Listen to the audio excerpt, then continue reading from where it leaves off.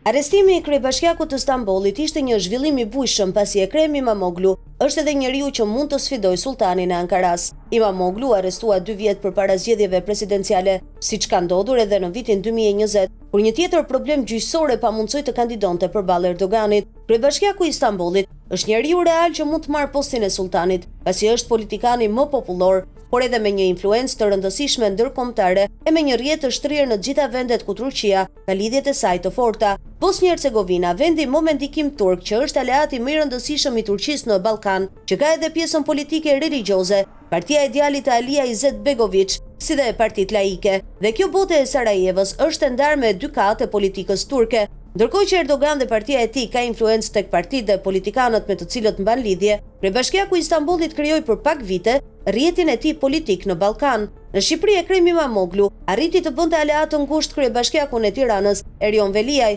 madje pak ditë përpara se Veliaj të arrestohej. Imamoglu erdhi në Tiranë dhe mbajti një samit të kryebashkiakëve, duke përkrahur homologun e tij të Tiranës dhe duke shprehur solidaritet ndaj tij. Siç mësohet, ajo vizitë në Tiranë dhe samiti me gjithë kryebashkiakët e rajonit ka çmendur sultanin, i cili ka telefonuar Edi Ramon për të shprehur gjithë pezmin e tij, përveç se me Erionin. Erdogan është mërzitur edhe me presidentin Begaj, i cili i rezervoi një pritje të posaçme dhe kuptim plot kreut të bashkisë së Stambollit Imamoglu dhe kryebashkiakëve të tjerë.